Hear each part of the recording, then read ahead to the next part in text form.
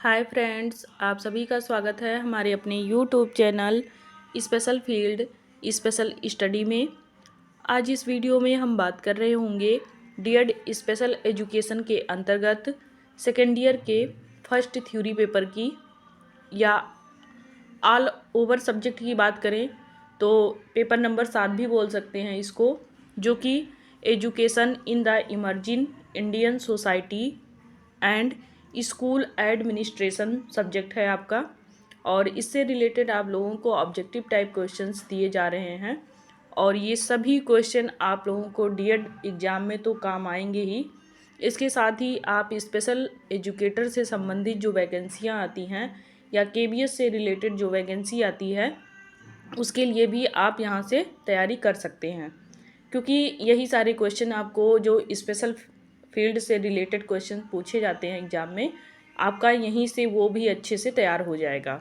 तो चलिए शुरू करते हैं। 60 क्वेश्चन हम कर चुके हैं और 61 क्वेश्चन से हम स्टार्ट करेंगे। तो चलिए शुरू करेंगे हम। फर्स्ट क्वेश्चन अपना 61 है कि विद्यालय का मुखिया निम्नलिखित के लिए जिम्मेदार है। तो विद्यालय का जो मुखिया होता है वो किसके लिए जिम्मेदार होता है? पहला ऑप्शन है वार्षिक विद्यालय योजना की योजना बनाना और उसका क्रियान्वयन करना, छात्रों के असाइनमेंट की ग्रेडिंग करना, क्षेत्र भ्रमण का आयोजन या सभी विषयों को पढ़ाना। तो आप जानते ही हैं कि छात्रों का असाइनमेंट की ग्रेडिंग ये नहीं करता है विद्यालय का मुखिया, ना ही क्षेत्र भ्रमण का आयोजन वो करता है और ना ही वो सभी विषयों को पढ़ाता है। तो आपका ऑप्शन नंबर ए सही हो जाएगा कि वार्षिक विद्यालय योजना की योजना बनाना और उसका क्रियान्वयन करना। तो ये आपका फर्स्ट ऑप्शन सही रहेगा। नेक्स्ट क्वेश्चन है आपका क्वेश्चन नंबर 62 कि निम्नलिखित में से क्या शिक्षक की आचार संहिता में शामिल है? तो फर्स्ट ऑप्शन है आपका छात्रों की व्यक्तिगतता का सम्मान, व्यक्तिगत लाभ को प्राथमिकता देना, केवल अकादमिक प्रदर्शन पर ध्यान केंद्रित करना, माता पिता के साथ संचार सीमित करना। तो यहाँ पे आपका ऑप्शन नंबर ए सही हो जाएगा, छात्रों की व्यक्तिगतता का सम्मान करना, कि वो किस परिवेश से आए हैं, कौन सी भाषा है, उस चीज़ को आप प्राथमिकता दीजिए, तभी आप वहाँ पे आचार संहिता लागू कर सकते हैं।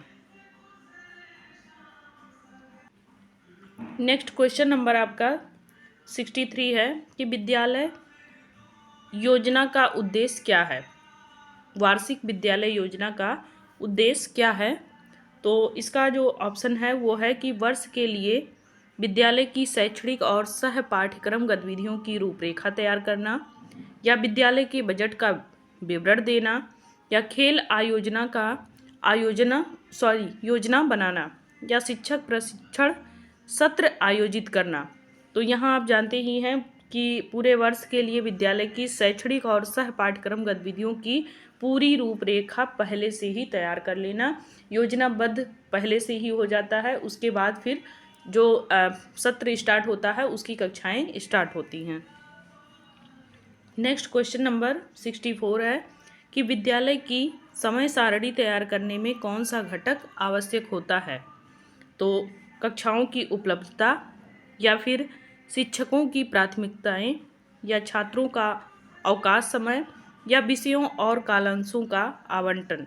तो सबसे ज़्यादा ज़रूरी है समय सारणी के लिए, आप जानते हैं जो भी विषय हों बच्चों के, उन विषयवार उनको आप पीरियड बाय पीरियड उसको डिवाइड कर दीजिए कि इस फर्स्ट पीरियड में क्या वो पढ़ेंगे, सेकंड में क्या पढ़ेंगे और थर्ड में क्या पढ़ेंगे। इस तरीके से उनकी एक समय सारणी बनती है और 8 पीरियड तक वो पढ़ते हैं। नेक्स्ट क्वेश्चन नंबर 65 है कि सतत एवं व्यापक मूल्यांकन यानी कि CCE निम्नलिखित पर केंद्रित है।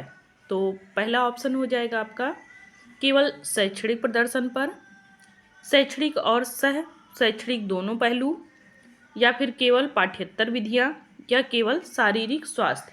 तो आप जानते ही हैं यहाँ पे निगेटिव पूछा नहीं गया है, तो निगेटिव जितने भी हैं आपके यहाँ पे शब्द वो उन सभी को हम पहले से ही टारगेट कर लेंगे, तो इससे हमें ऑप्शंस चुनने में बहुत ही आसानी होगी। तो यहाँ पे शैक्षणिक और सह शैक्षणिक दोनों पहलू, ये आपका ऑप्शन सही हो जाएगा, यानी कि ऑप्शन नंबर बी। नेक्स्ट है आपका क्वेश्चन नंबर 66 कि निम्नलिखित में से कौन सा CCE का लाभ है? सतत व्यापक मूल्यांकन। तो ऑप्शन नंबर ए है कि परीक्षा का तनाव कम करना, या छात्रों के बीच प्रतिस्पर्धा बढ़ती है, रटने पर जोर देता है, या सैद्धांतिक ज्ञान पर ध्यान केंद्रित करता है। तो पहला ऑप्शन हो जाएगा कि परीक्षा का तनाव ये कम करता है, सतत व्यापक मूल्यांकन। नेक्स्ट है क्वेश्चन नंबर 67 कि विद्यालय की समय सारणी बनाते समय क्या ध्यान रखना चाहिए?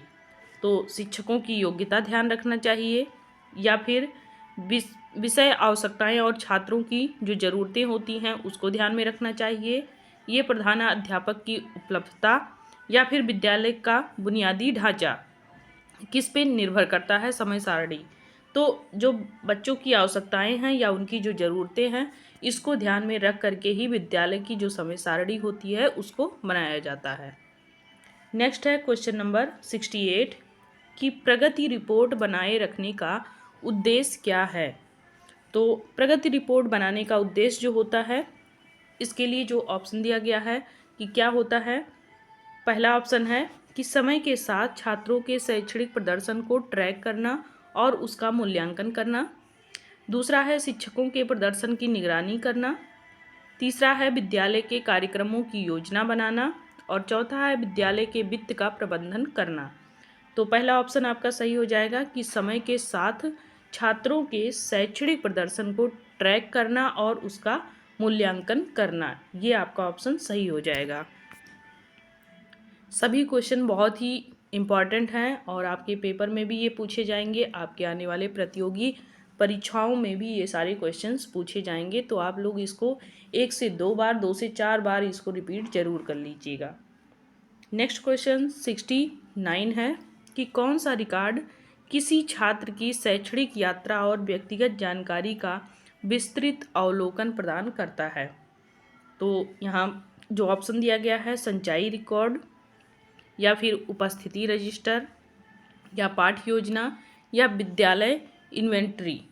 तो इसमें आपका जो संचयी रिकॉर्ड है ये आपका सही हो जाएगा, क्योंकि आप जानते ही हैं छात्रों का जो पूरा ब्यौरा होता है वो एक तरीके से रिकॉर्ड के रूप में उनकी व्यक्तिगत जानकारी को स्कूलों में रखा जाता है। नेक्स्ट है क्वेश्चन नंबर 70 कि विद्यालय रिकॉर्ड में केस इतिहास का उपयोग निम्नलिखित के लिए किया जाता है? तो इसके लिए पहला ऑप्शन है कि विद्यालय रिकॉर्ड में केस इतिहास का क्या उपयोग है? तो केस हिस्ट्री का जो हम देखेंगे ऑप्शन, तो इसमें दिया जा रहा है कि छात्रों की पृष्ठभूमि और विकास का विस्तृत दस्तावेज तैयार करने के लिए, या फिर दैनिक उपस्थिति रिकॉर्ड के लिए, या विद्यालय की संपत्तियों पर नज़र रखने के लिए, या फिर गतिविधियों की योजना बनाने के लिए पाठचर्या की। तो दैनिक उपस्थिति कोई मतलब नहीं है इतना ज़्यादा, विद्यालय की संपत्ति पे नज़र रखना ये तो और भी गलत है, पाठचर्या गतिविधि की योजना बनाना तो ये भी गलत है। आपका फर्स्ट ऑप्शन सही हो जाएगा। नेक्स्ट है 71 कि विभिन्न क्षेत्रों में छात्र की समग्र प्रगति को समझने के लिए कौन सा दस्तावेज आवश्यक है? तो पहला ऑप्शन है आपका प्रगति रिपोर्ट, दूसरा है विद्यालय, तीसरा है वार्षिक बजट, और चौथा है समय सारणी। तो आपका पहला सही हो जाएगा प्रगति रिपोर्ट। नेक्स्ट क्वेश्चन नंबर 72 है कि सटीक विद्यालय रिकॉर्ड बनाए रखने के लिए मुख्य रूप से कौन जिम्मेदार है? पहला ऑप्शन है विद्यालय, दूसरा है प्रधानाध्यापक, तीसरा है विद्यालय के कर्मचारी, और उसके बाद आपका ऑप्शन नंबर डी है कि उपरोक्त सभी।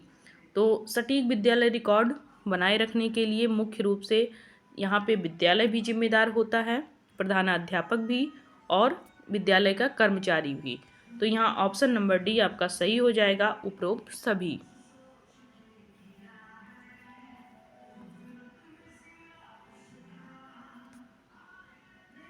तो इस वीडियो में आपके 72 क्वेश्चंस ही थे। तो अभी के लिए आप लोगों को 70 क्वेश्चंस 72 क्वेश्चंस आप लोगों को मिल गए हैं इस सब्जेक्ट से रिलेटेड। कल से आप लोगों को दूसरे सब्जेक्ट की वीडियोज़ दी जाएगी, तो आप लोग उसकी तैयारी में लग जाइएगा। इस वीडियो में मात्र आप लोगों के लिए कितने क्वेश्चन थे? 12 क्वेश्चन थे।